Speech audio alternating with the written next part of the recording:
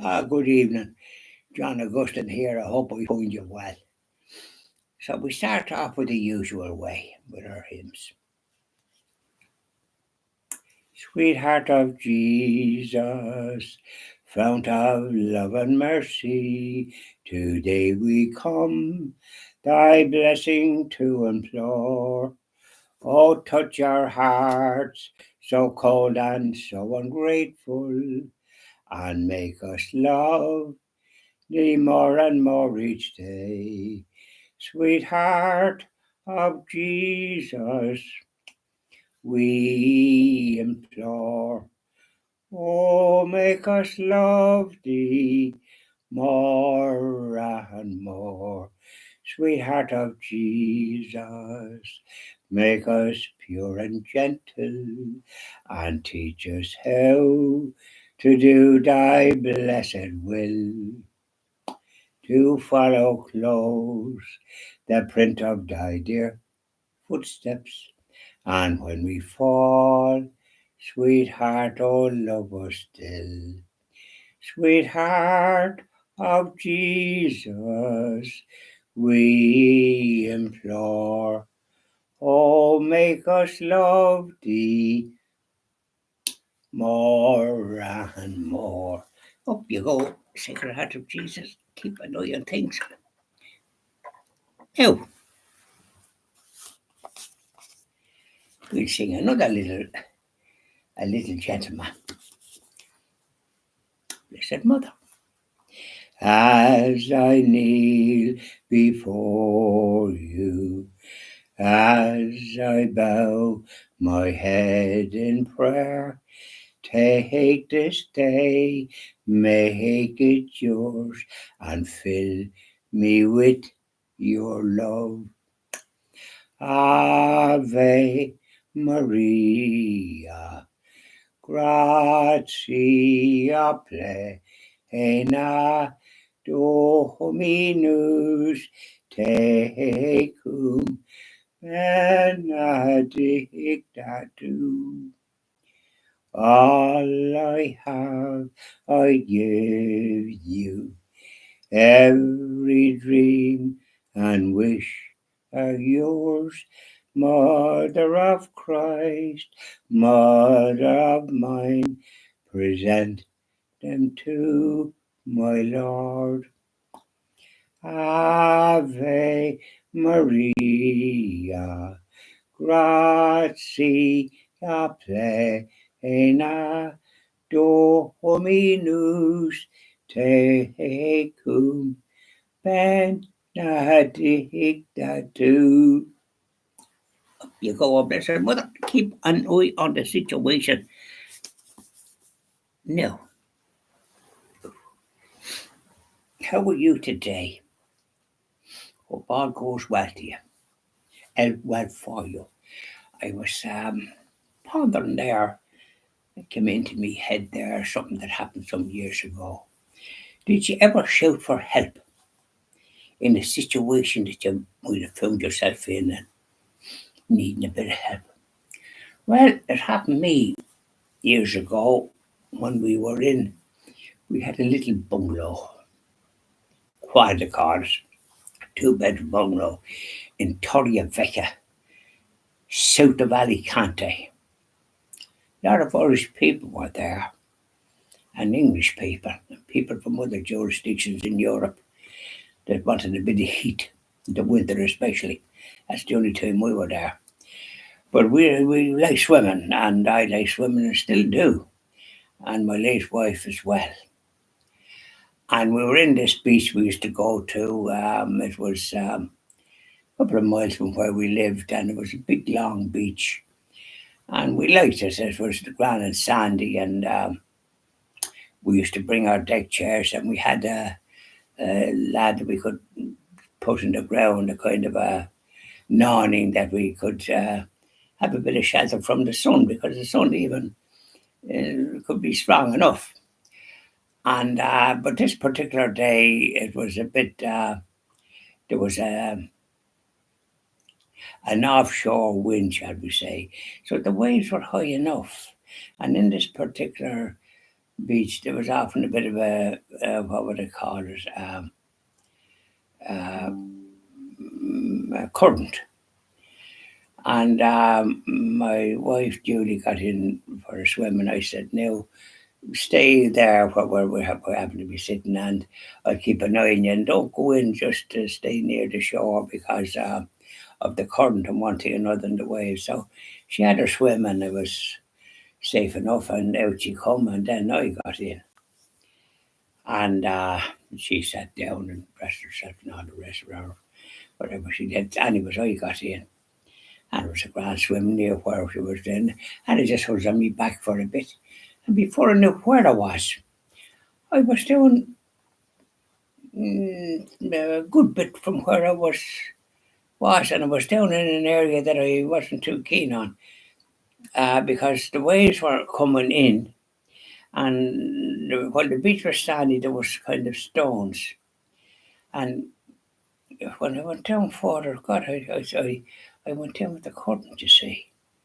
So I didn't practice what I was preaching. And so every time I tried to get in and would say the water was up to me knees or just a bit more, I couldn't get a grip. The stones went from under me, and the wave come back out, and it was again. So I was fairly cool and figuring out where I could go. But I shouted help. Now there was a man swimming slightly to my right, more in. He passed no remark. But there was three men and their three wives further up. And the man, a big, strong man, must have heard me. He wouldn't have been Irish or English. He would have been some other European,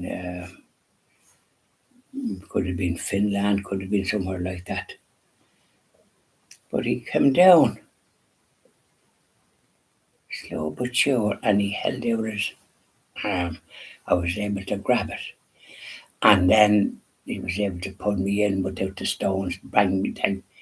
And the other fella that was close by suddenly sort of grabbed my other hand, and I didn't need him at all. It was only this man that came down. Marvellous. And my wife, Julie, was away over there, so I went over and told her what happened. And I said I was in danger because I might have to go down further, and there was more rocks there, and I probably could have injured myself a bit, but I might have been a better chance of getting in. Because there's nothing worse than when that never happened to me before. That the stones was given out from under me with the waves were tracking me out. It's extraordinary, because I'm normally good at it. Anyway, that's I shouted help, and help came. I never forget that. And when I was dressed, I told Julie what had happened. And we were going down, and we went down that way, and I offered €20 or something like that to have a glass of wine on me and that, but they declined. But I thanked him profusely for what he did, that he heard me. We never went back to that beach again. We swam other places, but I got a turn off there, dangerous. And yet we used to swim there quite a bit. But this was one day that I had to shout for help. And it's great when somebody hears you and a thing like that. Now, I would have probably managed to get in some other way.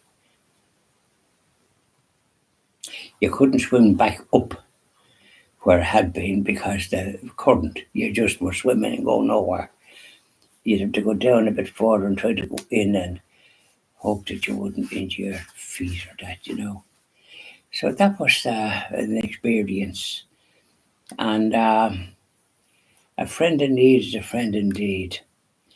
And I had no electricity here with this wind that we had. No electricity. I had it It came on a day and a half after it had gone off originally, and then it was on and it was grand. And the next thing was I was talking to a friend. I went to the toilet. I come back in. I went to turn on the laptop, and it says no power or no check your modem. And I went to turn on the light, no light. So I couldn't believe it. And so I went down. I drove down to see my cousin to see was his lights on or off, and they were on. So he came up, and then his wife had said to him she saw some men, ESB men, walking at a place called Booties, which is just up the road, a mile or so from where I live. And he went down there, and there was a DSB man, and I think they caused the trouble, quite frankly. And he said the lights would be off for a few days at least. So he came and told me that. But I was annoyed, and I went up to see my neighbour. Her lights were out burning. And I got her phone number and told her to let me know when to come back on, and I'd be in touch. So they didn't come on. That was Thursday. They didn't come on until the following Tuesday evening night, 6 or 7 or something like that. So I was up with my friend Aim. Unfortunately, a friend in need. I was able to stay there. And the next thing was I came back here on Wednesday, just Wednesday this week. And thank God the lights were on and everything. But you begin to sort of distrust them that it could go off again for some unknown reason. They're very, they've let the customers and people down. Some people still have no electricity down towards the west of Ireland and towns and that's disgraceful. Like, what did they do? What's the situation? Is there not enough electricity stations providing power? There was ones that were using what they call fossil fuels, that is oil, which is clean. But the Green Party, there was ones suffering from climate anxiety, as if they can do anything about it. Suffice to say that none of them, only one just barely got in at the last count. Pity any of them got in. Well, called O'Gorman. Yeah. So here we are, and we have electricity. So we just hope that no more problems occur, that it stays on. I don't trust them now. Only when that kind of thing happens, that happens. And it means your stuff in your deep freeze is wasted. And the insurance, your premium goes up if you claim for the small amount. You have to pay 250 before you get onto. So say your outlay was 600, so 250 you get 300, but your premiums go up as if you're after claiming a big amount. So they're quite moral too. You shouldn't do things like that. They should have something up here between their ears, but they haven't. So so it's not worth it. And then apparently the government offer 160 or 170 as some kind of compensation for this type of thing. But the trouble is, you have to fill out so much information about yourself. It's not worth it for 160, 170 to give all the information that they seem to want. My neighbour came down and she had all the details. She could have printed something from me. She has an iPad and then a printer. But I wouldn't be bothered, not for 160. So I just had the loss of it. That's that. And it's better when you have your health. Isn't that the important thing? So there you are. So we live and learn, don't we? And I think in the United States they've had their problems too. In North Carolina, with the storm that did a lot of damage, and people lost their lives in it. Lord have mercy on them. May they rest in peace in the light of heaven. And likewise in the fire in Los Angeles, and this desperate thing. Lack of water as well contributed to it. So those in charge, they seem to be kind of suffering from this woke business. You know, everything bar what's right. So they'd be for the high jump. You wouldn't trust them as far as you throw them. The governor, Newsom, or Nuisance, I think I call him Nuisance, and then another one, Bass. She's a bit of an ass. Rhymes. They defund. The budget for the fire brigade was lowered. I mean, did you ever hear such a cause? That's the one thing you need in a tinderbox like that, and they should have had something to do with these forests and enough reservoirs full. There should have. Some of them had no water. What a crowd of fools that's in charge there. They want to get the bums rushed. Bye now, and enjoy the rest of your evening. And thank your lucky stars. You know, prayers and all the rest of it helps everybody, doesn't it? Man above's guarding me many a time. Now the squeaks here, there, and yonder. You know yourself when you march through life, you don't escape. Bye now.